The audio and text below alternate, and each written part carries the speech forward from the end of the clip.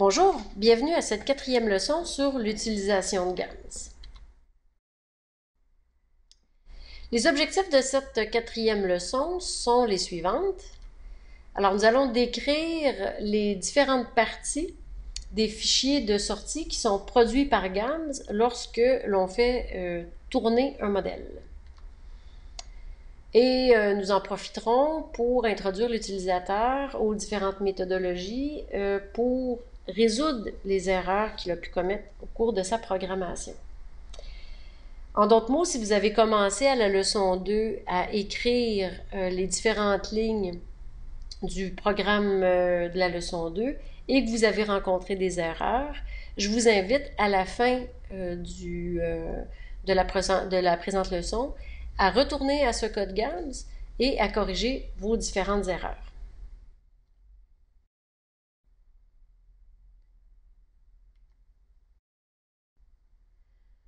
Première étape avant de regarder les fichiers de sortie. Je vous demanderai de copier tous les fichiers GAMS de la leçon 4 dans un répertoire donné. Je vous suggère en fait de sauvegarder ces fichiers GAMS-là dans le même répertoire où vous avez créé votre projet au tout début de la formation GAMS. Ouvrir GAMS IDE et si vous n'avez pas sauvegardé vos fichiers GAMS dans le répertoire d'un projet existant, créez un projet dans le même répertoire où vos fichiers GAMS de la leçon 4 sont sauvegardés. Il est essentiel que les fichiers GAMS soient exactement dans le même répertoire que celui de votre projet. Je vous demande ensuite d'ouvrir le fichier leçon4.gms. Voici de quoi devrait avoir l'air votre fenêtre de GAMS IDE à cette étape.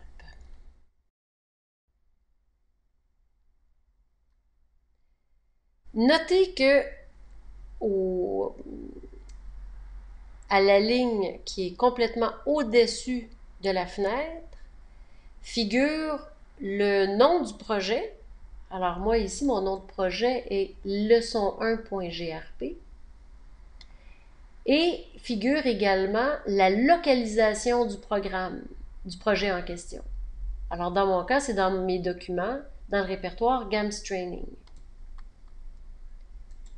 En haut de la fenêtre où vous avez ouvert le fichier leçon 4, vous avez le chemin ou le répertoire où figure le fichier leçon4.gms. Le nom des répertoires doivent être identiques. Donc, dans mon cas, c'est bien le cas. J'ai bien GAMS Training ici, dans Document Véronique User C, et j'ai exactement le même répertoire pour mon projet. Projet leçon 1, fichier leçon 4.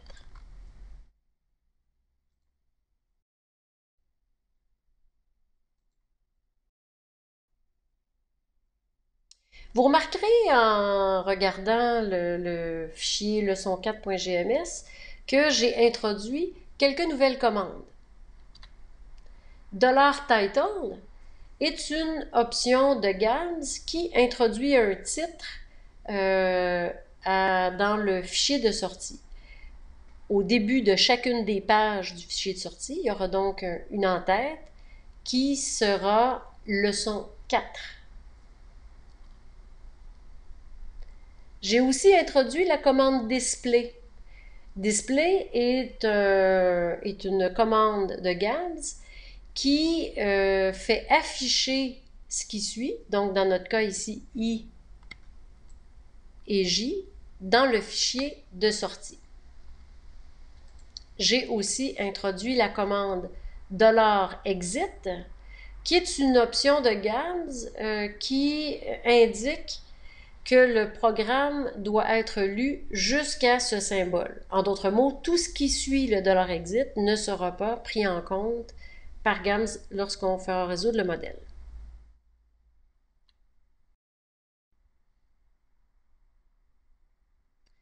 J'attire votre attention sur le fait que les déclarations de Gams apparaissent en caractères gras et en bleu et doivent se terminer par un point-virgule. Très important, le point-virgule à la fin ici. À l'inverse, les options de Gams, qui sont contrôlées par des signes de dollars, apparaissent en noir et il n'est pas nécessaire de mettre un point-virgule à la fin. Il est essentiel, par contre, que le signe de dollar soit précisément à la première position de la ligne. Vous noterez que mon curseur, ici, est au tout début de mon programme. Dans le bas, j'ai une indication que je suis à la première ligne, à la première position sur la ligne. C'est ici que mon signe de dollar doit apparaître. Même chose pour un dollar exit.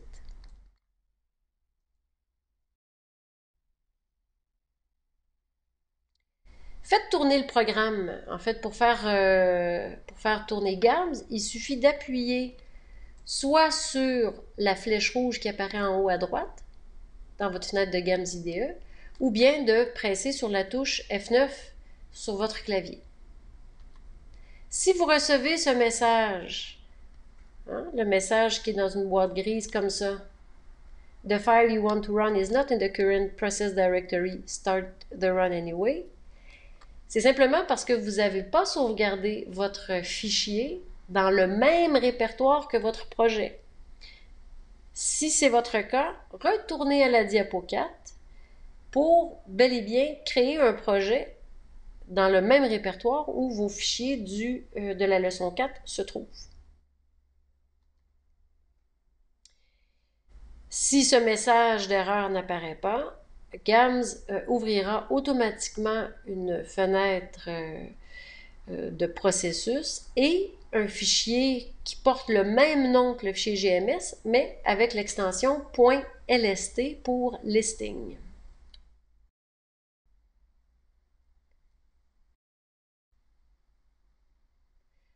Alors, voici ce qui devrait apparaître dans votre fenêtre de processus. La fenêtre de processus informe l'utilisateur sur le progrès de l'exécution. Si aucune erreur de syntaxe n'est rencontrée, la fenêtre de processus indiquera Status Normal Completion en caractère en bleu, ce qui indique que Gams a réussi à compléter, à résoudre le code qui lui a été proposé. Si jamais il y avait des erreurs de syntaxe, elles apparaîtraient en couleur rouge. Nous y viendrons dans quelques diapos. Cette fenêtre vous informe aussi de la possibilité d'ouvrir le fichier log. Le fichier log, en fait, est simplement une sauvegarde de ce qui apparaît dans votre fenêtre de processus.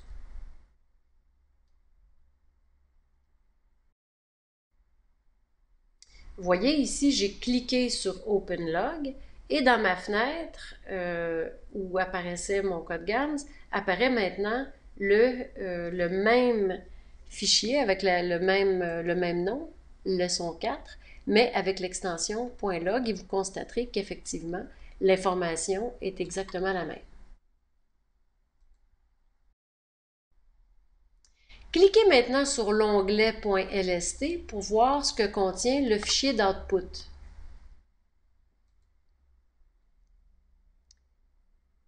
Étant donné que nous avons introduit une commande $exit, avant la résolution du modèle, l'information qui est contenue dans notre fichier LST à ce point-ci est plutôt limitée.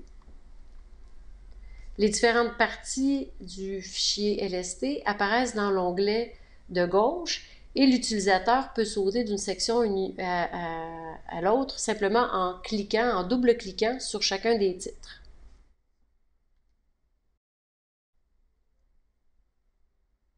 Alors, vous vous rappelez, nous avions mis une option $title qui spécifiait que le titre, l'entête de chaque page devait être leçon 4. Alors, vous voyez, leçon 4 apparaît maintenant dans le fichier de sortie.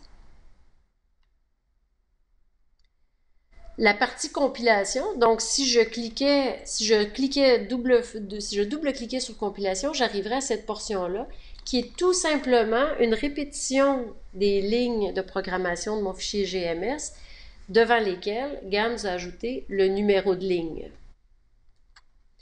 Cette numérotation nous sera grandement utile pour trouver les erreurs si jamais on en commet. Vous verrez un peu plus tard à quel moment cette numérotation nous est utile.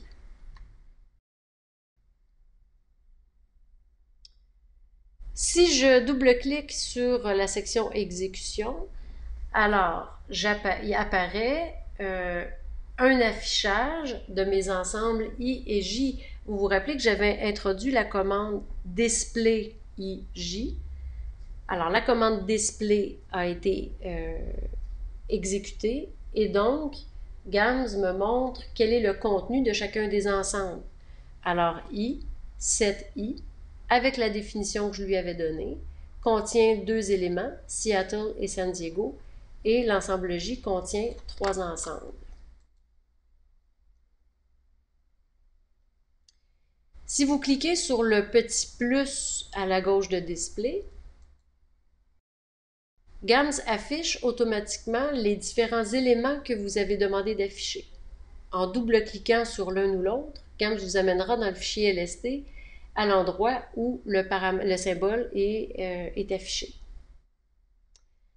Le chiffre 17 qui figure avant d'afficher le nom de l'ensemble indique tout simplement que la commande display a été introduite à la ligne 17 de notre programme. Donc, à la ligne 17, l'ensemble I et l'ensemble J étaient ceux qui sont décrits.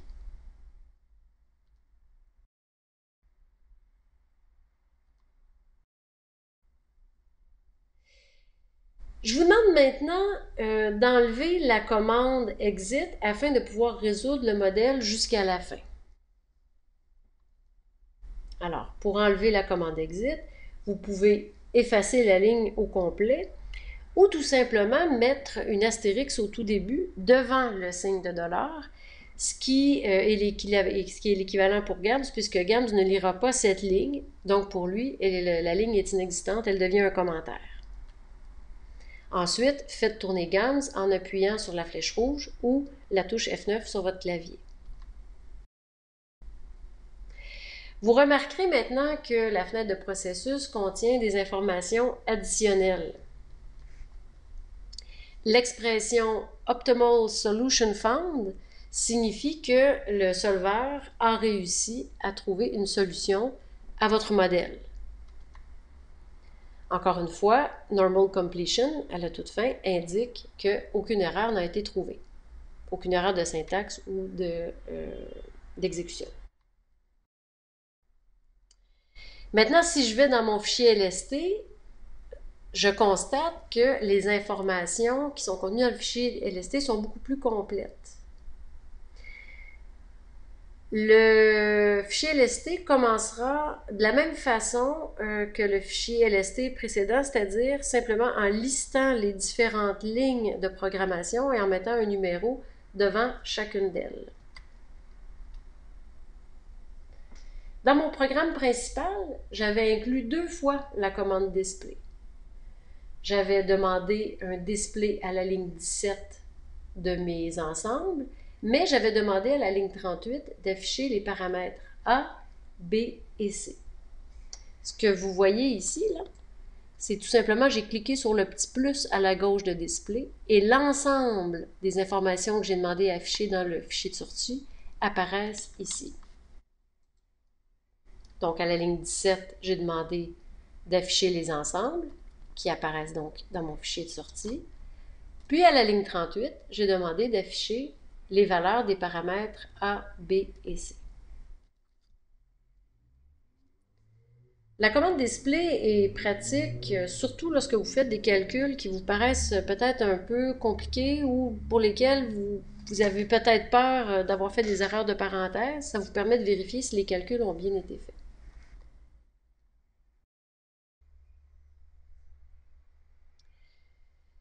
La portion du fichier LST qui suit se nomme Equation Listing. Alors vous voyez, j'ai tout simplement cliqué sur le petit plus ici pour faire afficher les différentes équations du modèle. Vous vous rappellerez que dans la leçon 2, nous avions 3 équations, coût, offre et demande. Alors, pour chacune des équations, GAMS vous fournira dans le fichier LST les informations suivantes. Tout d'abord, les paramètres de l'équation sont remplacés par leur valeur, telle que définie dans la partie assignation. Alors, si vous remarquez bien ici, ça, c'est la valeur du paramètre C, comme nous avons pu le voir à la diapo précédente. Les parties de l'équation qui incluent des variables sont placées du côté gauche de l'équation. Vous voyez ici que l'équation a été réorganisée. À gauche de mon égal, du côté gauche de l'équation, figurent tous les termes qui ont des variables, donc tout ce qui a un x et un z. Et du côté droit, GAMS regroupe toutes les constantes. Puisque l'équation coût contenait les termes x et z, mais ne contenait pas aucune constante, tout est placé du côté gauche et le côté droit est égal à 0. GAMS évalue ensuite la valeur du côté gauche de l'égalité en remplaçant chacune des variables, donc dans notre exemple ici, x et z, par le niveau que nous avons assigné à ces variables-là au départ. Si jamais aucune valeur n'avait été assignée comme valeur de départ à GAMS, GAMS remplace tout simplement ces variables-là par 0. Dans notre cas, nous n'avions fait aucune assignation de valeur de départ pour mes variables. Conséquemment, le côté gauche, LHS pour left hand side, est donc égal à 0.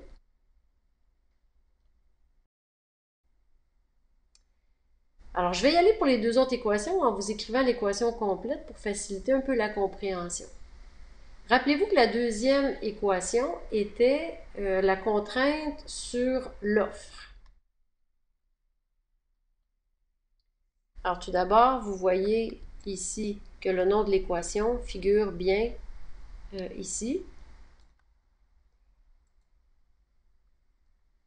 Alors ça ici, vous vous rappelez que A est un paramètre. La valeur du paramètre A est de 350 pour Seattle et 600 pour San Diego. Et puisqu'il s'agit d'une constante, elle est placée du côté droit. Maintenant, la variable x figure du côté gauche et sera donc placée aussi dans le fichier LST du côté gauche de l'équation.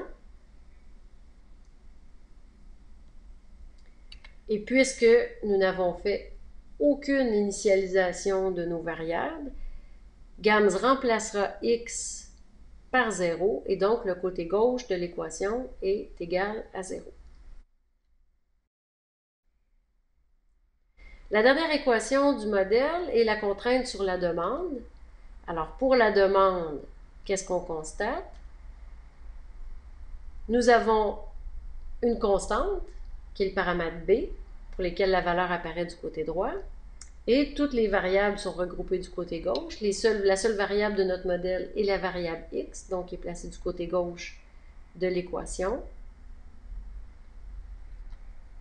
Et encore, puisque nous n'avons assigné aucune valeur de départ pour la variable x, GAMS remplace chacun des x par 0, et donc le côté gauche est égal à 0. Vous remarquez que jusqu'à maintenant, on n'avait pas l'information qui est encadrée en ce moment, c'est-à-dire INFES 325, 4 étoiles. Ce que vous dit GAMS, en fait, c'est qu'en remplaçant x par les valeurs de départ, c'est-à-dire par 0 puisqu'on n'avait assigné aucune valeur, l'équation qui est écrite ici ne peut être respectée, c'est-à-dire du côté gauche, nous avons 0 qui doit être plus grand ou égal que 325, et donc, à ce moment-ci, en utilisant les valeurs de départ, le modèle ne respecte pas cette condition.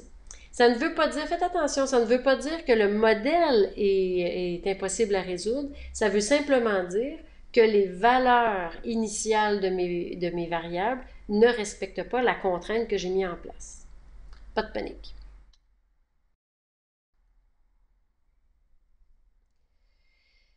Bon, je suis consciente quand même bien que j'ai fait mon possible pour vous démontrer avec enthousiasme et entrain les différentes composantes du fichier de sortie qui porte sur les équations, l'utilité peut apparaître plus ou moins intéressante à ce moment-ci.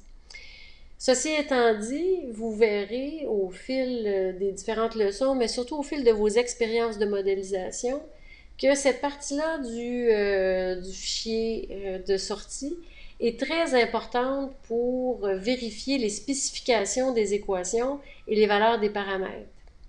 Ça permet aussi de vérifier si l'initialisation a bien été faite dans le cadre d'un modèle d'équilibre général, modèle qui sera couvert à la leçon 8.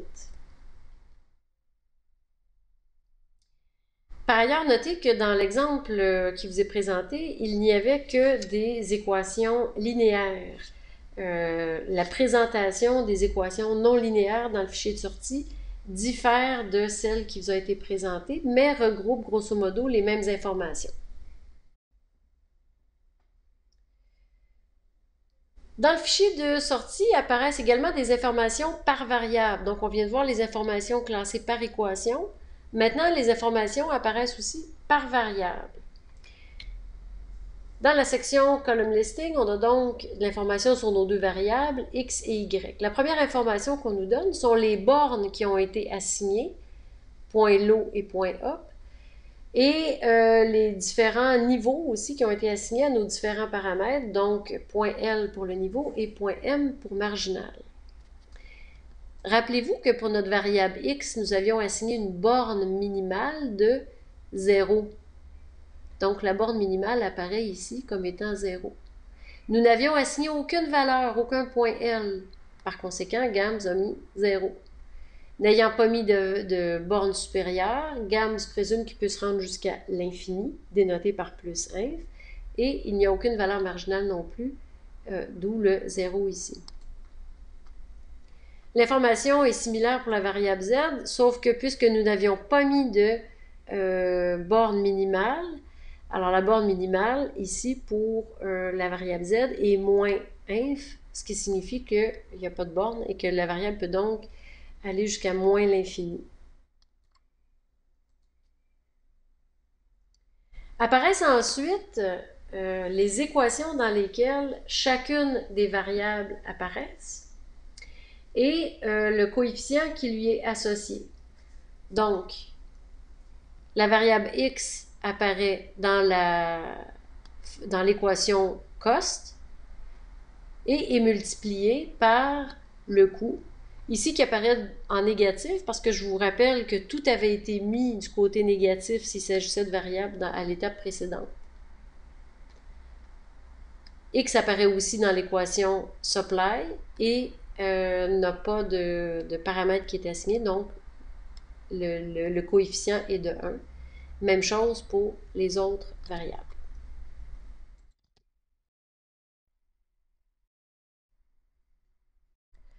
J'attire votre attention sur le commentaire qui figure ici dans l'encadré, c'est-à-dire que les entrées qui suivent ne sont pas affichées dans le fichier de sortie. La raison est bien simple. Par défaut, pour chacune des variables et pour chacune des équations, GAMS affiche les 3 premiers éléments seulement. Alors, puisque x est défini sur i qui contient 2 éléments et sur j qui en contient 3, la variable x existe donc pour 6 paires d'éléments d'ensemble. Et donc, seules les 3 premières sont affichées, les 3 qui suivent ne le sont pas. La même chose est faite pour ce qui est des équations.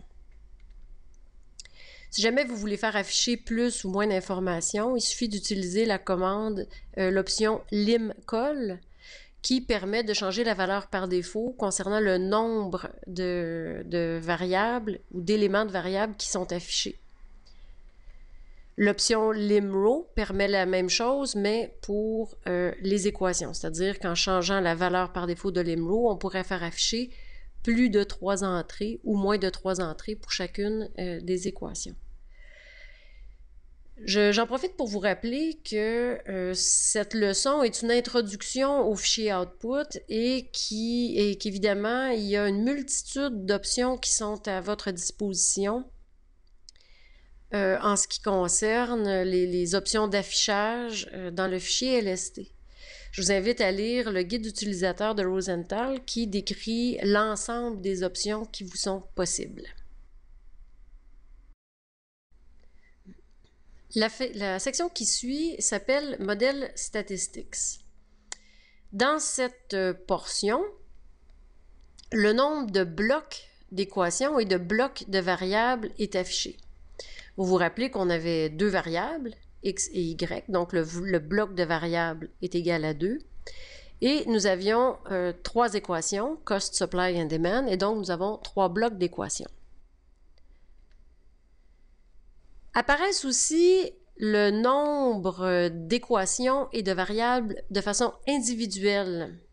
En effet, puisque l'ensemble I contient 2 éléments et l'ensemble J contient 3 éléments, nous avons 6 équations individuelles, c'est-à-dire l'équation coût qui ne porte sur aucun ensemble compte pour une équation, l'équation supply qui porte sur l'ensemble I et pour lequel il y a 2 éléments dans l'ensemble I, donc compte pour 2 équations, et l'équation demand qui est définie sur l'ensemble J qui contient 3 éléments, compte donc pour 3 équations individuelles.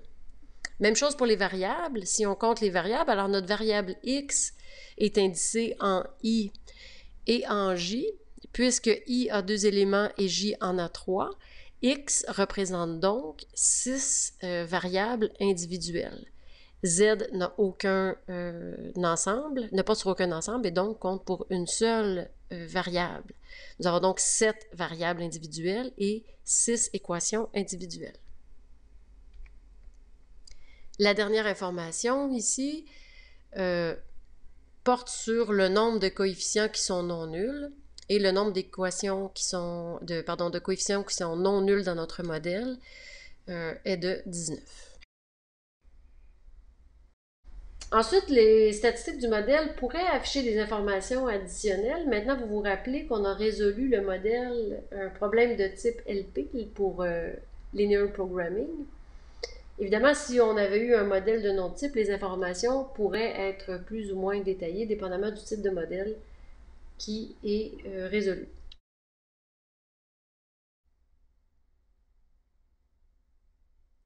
Jusqu'à ce point, toutes les informations qui ont été fournies par GAMS dans le fichier .lst correspondent à des informations avant la résolution du modèle. À partir de Solution Report, donc vous voyez ici le signet Solution Report, tout ce qui suit porte sur les résultats après la résolution du modèle. C'est donc la partie qui va nous intéresser davantage. La première section donne l'information concernant la commande de résolution, tout simplement en répétant l'information qui avait été écrite dans notre code GAMS suivant la commande solve. Alors, vous vous rappelez, on avait dit solve transport, le modèle s'appelle. La prochaine information porte sur le statut du modèle et du solveur. Alors, on note ici que le statut du solveur est normal completion, c'est-à-dire que le modèle a pu être... le solveur a réussi à résoudre le modèle et le statut du modèle est optimal. Il y a d'autres statuts qui sont possibles. Nous allons d'ailleurs le voir dans les sections qui suivent. Finalement, apparaît la valeur de notre variable objectif. Je vous rappelle que notre objectif était de minimiser Z. La valeur qui est affichée là est donc la valeur de Z qui est le résultat de la minimisation des coûts. Le coût minimum est donc de 153,6750.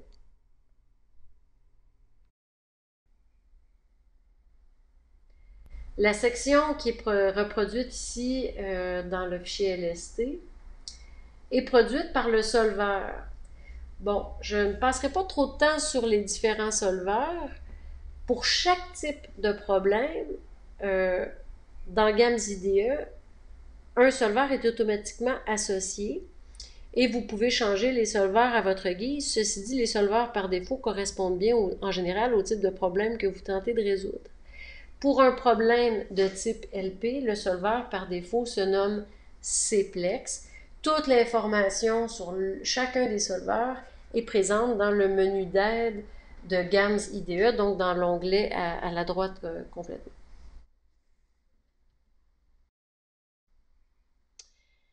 Alors, la première information qu'on nous donne porte sur, comme dans la première portion, porte sur les équations.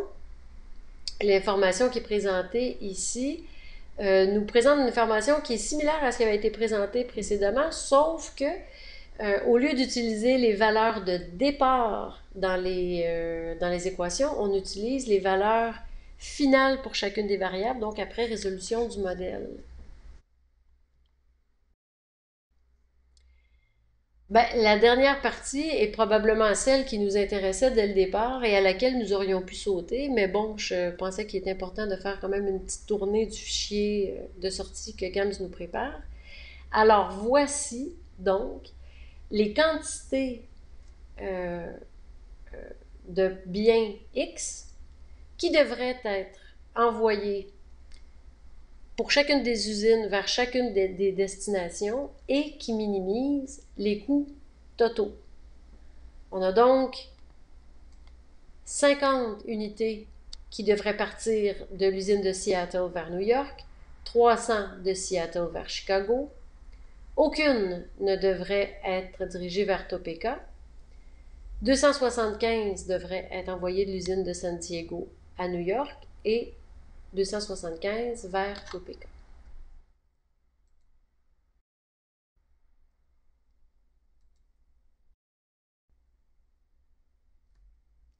Bon, malheureusement pour nous, la plupart du temps, lorsqu'on écrit un code GAMS, on fait des erreurs. Rassurez-vous, plus vous en faites, plus vous apprendrez à ne pas en faire. Jusqu'à maintenant, ce que nous avons regardé, c'est des fenêtres de processus ou les fichiers log et les fichiers de sortie, donc .lst, pour un modèle qui ne contenait aucune erreur. En effet, si vous faites tourner le fichier leçon4.gms, vous ne devriez trouver aucune erreur. Évidemment, ces fichiers sont utiles pour regarder les valeurs finales, mais sont aussi utiles lorsque des erreurs sont rencontrées. Nous allons voir dans les prochaines diapos le type d'erreurs qui peuvent être rencontrées lorsqu'on fait tourner un modèle. Il peut y avoir des erreurs de syntaxe, des erreurs d'exécution, des erreurs dans la recherche de solutions ou des erreurs de spécification. Chacun de ces types d'erreurs va être vu au cours des prochaines diapos. Alors, le fichier leçon 4 souligné err1.gms contient une erreur. Alors, je vous demande de l'ouvrir et de faire tourner GAMS. Votre fenêtre de processus devrait apparaître comme ceci. Alors, vous remarquez que des erreurs de syntaxe sont apparues dans le code et GAMS identifie les erreurs de syntaxe par un message rouge dans le fichier, dans la fenêtre de processus. À partir du moment où il y a une erreur de syntaxe, GAMS en met toujours une seconde, au moins une seconde, qui dit que le modèle n'a pas pu être résolu puisqu'il y avait des erreurs précédemment. Donc, il se peut que vous ayez une seule erreur, mais que vous ayez plusieurs messages d'erreur. Pour cette raison-là, il est préférable de résoudre le premier message d'erreur, de faire retourner le modèle, puis ensuite de vérifier s'il y avait d'autres erreurs. Vous noterez par ailleurs que le statut est le suivant, que le statut n'est plus Normal Completion, mais bien Compilation Error, indiquant donc que GAMS a rencontré des erreurs. Voici les étapes à suivre pour trouver et corriger vos erreurs de syntaxe. Première des choses, toujours commencer par lire le message d'erreur. En général, GAMS vous donne un message d'erreur qui est assez clair à propos de l'erreur qu'il a trouvée. Ici, on voit donc un signe de parenthèse, expected, nous faisant croire qu'il y a peut-être une parenthèse manquante. Ensuite, double-cliquez dans la fenêtre de processus sur la ligne d'erreur en rouge. GAMS va vous amener automatiquement dans le fichier GMS à l'endroit où l'erreur a été détectée. J'ai donc double-cliqué sur la ligne rouge d'erreur dans ma fenêtre de processus et GAMS m'a automatiquement amené dans mon fichier .gms à l'endroit où l'erreur a été détectée. Alors, vous voyez que mon curseur ici est placé immédiatement après le signe de division. Et puisque je me souviens du message d'erreur qui était « Une parenthèse est attendue », j'essaie de voir où devrait apparaître la parenthèse manquante. Évidemment, la parenthèse qui manque devrait apparaître immédiatement après le J et juste avant la barre oblique de signe de division.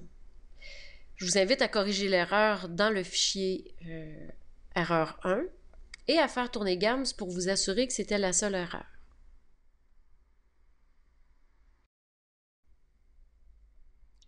Nous allons maintenant passer au deuxième fichier d'erreur, donc qui se termine par ERR2. Si vous ouvrez le fichier et que vous faites tourner GAMS, la fenêtre de processus qui devrait apparaître est celle qui figure sur cette diapo. Alors, vous remarquez tout d'abord qu'il y a plusieurs messages d'erreur. Comme je vous le disais plus tôt, des fois, il n'y a qu'une seule erreur, mais GAMS nous affiche plusieurs messages. Alors, je regarde la première erreur et je lis attentivement le message qui dit qu'il y a un item qui n'est pas reconnu. Et donc, je vais double-cliquer sur le premier message d'erreur pour aller dans mon fichier GAMS et résoudre l'erreur en question.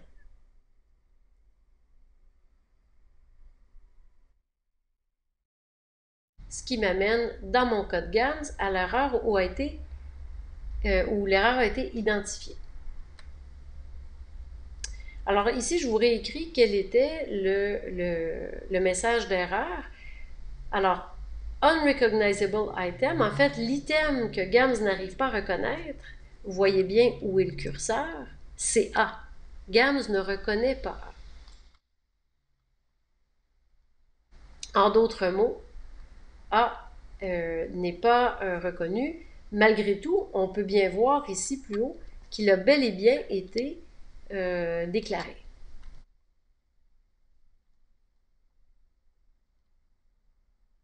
Par contre, si on regarde attentivement, on peut constater qu'à la fin de la ligne qui précède, il manque un point-virgule. En d'autres mots, ce que GAMS lit, c'est cette ligne-là, ici. C'est comme si on disait CI de J est égal à data I de J divisé par 1000 A. Vous vous rappelez que vous pouvez inscrire vos calculs sur plusieurs lignes. Puisqu'il n'y a aucun symbole entre 1000 et A, GAMS ne sait pas quoi faire ici, à cette étape-ci. Il manque un point-virgule.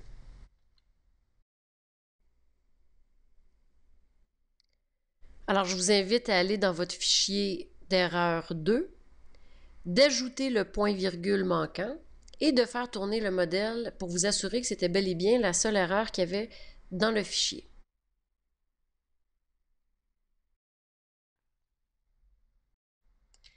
En bref, les erreurs de syntaxe apparaissent toujours en rouge dans la fenêtre de processus. La plupart du temps, GAMS identifie correctement l'erreur et le message d'erreur est explicite.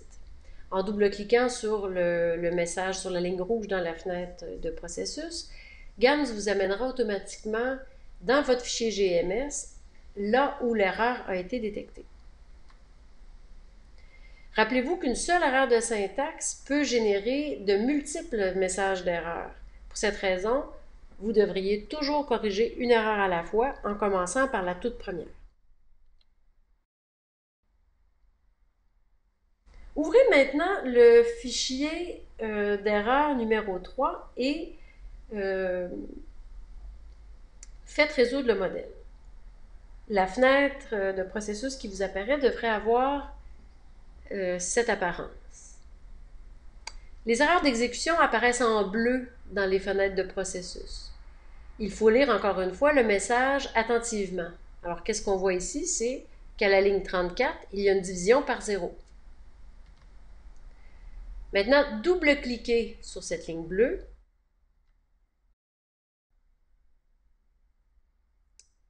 À l'inverse des erreurs de syntaxe, double-cliquer sur la ligne d'erreur vous amènera non pas dans le fichier GMS, mais dans le fichier LST. Et malheureusement, vous amènera non pas là où l'erreur a été détectée, mais là où le message d'erreur s'affiche. Alors, le message d'erreur est celui-ci. Erreur d'exécution à la ligne 34, division par 0. Vous vous rappelez plus tôt, je vous ai dit que GAMS reprenait au tout début du fichier LST l'ensemble de votre programme GMS en numérotant chacune des lignes. C'est ici que la numérotation devient intéressante. Je sais que c'est à la ligne 34.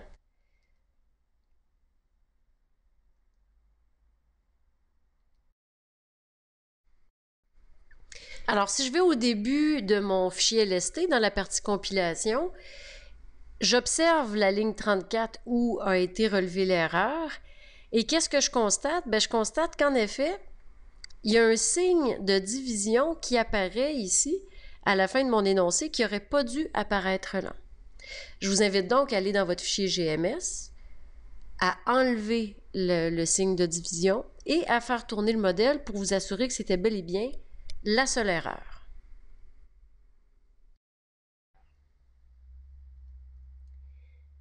En bref, les erreurs d'exécution sont causées par des opérations arithmétiques illégales.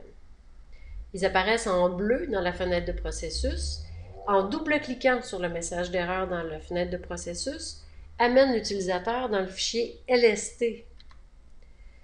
L'utilisateur devrait lire le message et aller à la ligne qui a été identifiée comme étant celle contenant l'erreur d'arithmétique et vérifier pour des erreurs d'écriture.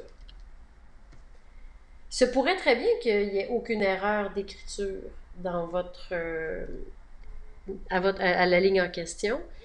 Dans ce cas-là, vérifiez que les items qui figurent dans la déclaration ont tous bien une valeur qui leur a été assignée avant de procéder au calcul en question.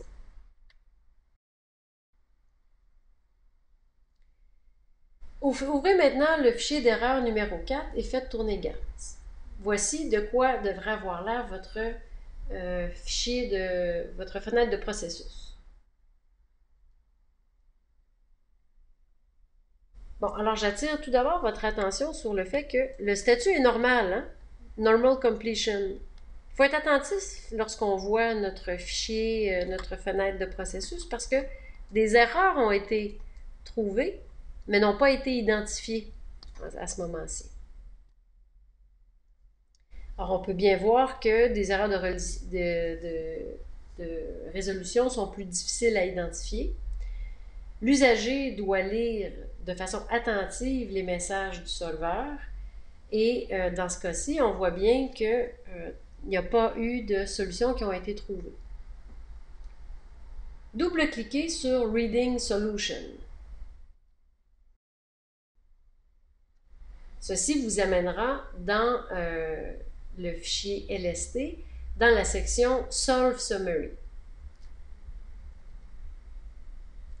Alors, première des choses, on remarque que le statut du modèle n'est pas optimal. Le statut du modèle est unbounded. Et si on regarde le message d'erreur qui figure plus bas, la valeur qui n'a pas de borne est la variable x. Alors, on va tout simplement aller dans notre fichier GMS et s'assurer que la borne inférieure pour la variable x apparaît bel et bien, ce qui n'était pas le cas. Vous devrez donc la rajouter.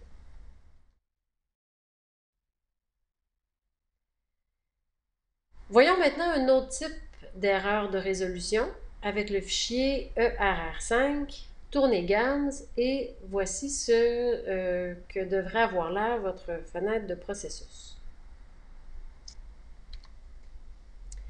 Encore une fois, vous devriez lire de façon attentive le message, l'ensemble de ce qui est dit dans votre fenêtre de processus. Dans ce cas-ci, ce qu'on nous dit, c'est que le modèle est infeasible, donc il est impossible de résoudre le modèle. Encore une fois, double-cliquez sur Reading Solution pour aller dans le fichier LST. On arrivera automatiquement dans le Solve Summary et on voit que le statut du modèle n'est toujours pas optimal, mais bien infeasible.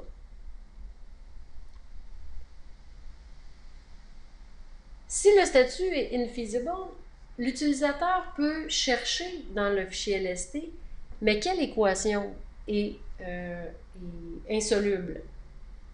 Alors, en cherchant la chaîne de caractères INFES, je me rends compte que l'équation d'offre pour San Diego est infaisable. En d'autres termes, la contrainte ne peut être respectée, c'est-à-dire que la borne supérieure est trop restrictive pour San Diego.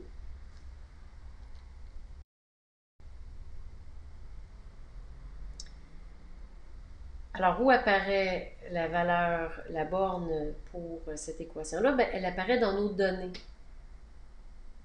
Je vais donc dans mon fichier GMS, je vais voir les données, et en vérifiant les données qui devraient figurer à cet endroit, je me rends compte que l'offre totale ne peut satisfaire la demande totale. En effet, si j'additionne l'offre ici de mes deux usines, je me rends compte qu'elle est inférieure à la demande de chacun des marchés. En d'autres termes, il est impossible de trouver une solution à notre modèle. Dans ce cas-ci, l'utilisateur doit vérifier les données. Est-ce que je me suis trompée en mettant mes valeurs ici de demande ou me suis-je trompée en mettant les valeurs pour l'offre? Dans le cas qui nous intéresse, je vous vends la mèche, c'est dans les données de l'offre où il y a une erreur. Je vous invite à regarder dans le fichier de la leçon 2 pour voir quelle aurait dû être la valeur de l'offre.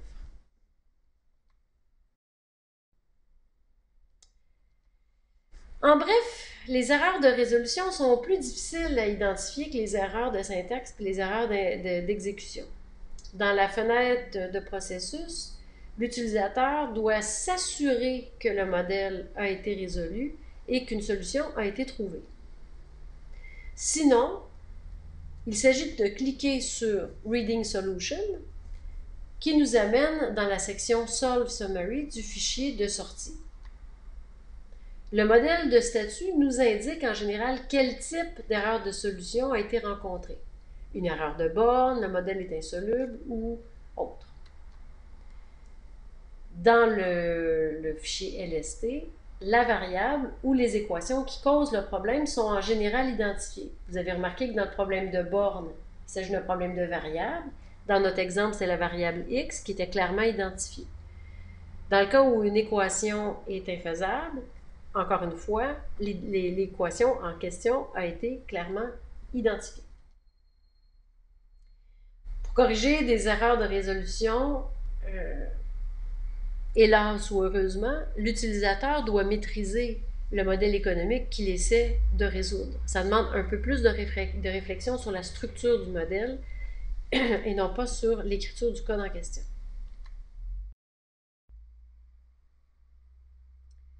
Erreur de spécification. Ouvrez maintenant le fichier d'erreur numéro 6 et tournez Gams. La fenêtre de processus qui s'ouvre devrait avoir cette apparence.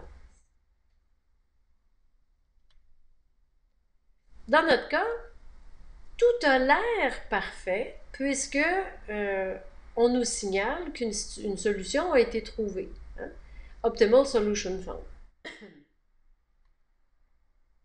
La dernière étape, donc, pour l'utilisateur, une fois les erreurs de syntaxe corrigées, une fois les erreurs d'exécution corrigées, une fois les erreurs de résolution corrigées, est de s'assurer que la solution a un sens économique. Alors, si je regarde mes solutions, qu'est-ce que je constate? Ben, je constate que malgré le fait qu'une solution a été trouvée, la valeur du coût total est négative. Ce qui, d'un point de vue économique, n'a pas beaucoup de sens. C'est-à-dire, le producteur n'est pas payé pour envoyer sa marchandise, mais doit bien payer pour les coûts de transport. L'utilisateur devrait, dans ce cas-ci, aller voir comment a été écrit l'équation de coût total. Je me dirige donc dans mon modèle, dans le fichier .gms. Je vais donc voir dans mon fichier GMS comment est-ce que j'ai écrit l'équation qui définit en fait les coûts totaux. Et qu'est-ce que je constate? Ben, je constate que ici, en fait, il aurait dû avoir un signe de multiplication et non pas un signe de soustraction. C'est-à-dire que les coûts totaux sont donnés par le produit du coût unitaire multiplié par le nombre d'unités et non pas par la différence entre les deux. Vous allez donc devoir aller dans votre fichier erreur 6, enlever le signe de soustraction et le remplacer par un signe de multiplication. Faites tourner votre code GAMS et assurez-vous que c'était la seule erreur.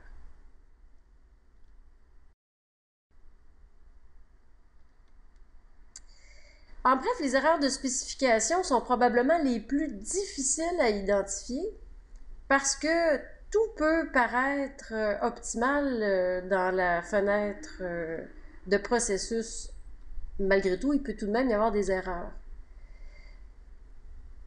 Le modélisateur devrait toujours vérifier les résultats qui sortent de la résolution du modèle pour s'assurer que d'un point de vue d'économiste, les résultats ont un sens.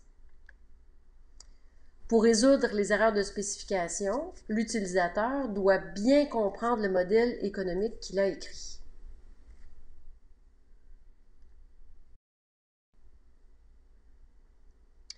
Votre devoir pour cette leçon est de faire tourner chacun des fichiers d'erreur et de corriger l'erreur. Évidemment, je vous ai donné la réponse dans les diapositives qui précèdent. Vous n'avez donc qu'à suivre les différentes étapes et à corriger les erreurs. Si vous aviez écrit le code GAMS de la leçon 2 et que votre fichier contenait des erreurs, c'est-à-dire qu'en faisant tourner le modèle, des erreurs subsistaient, je vous invite à essayer de les corriger par vous-même. C'est probablement le meilleur exercice qui soit pour vous familiariser avec le type d'erreur qui peut survenir lorsqu'on écrit un programme.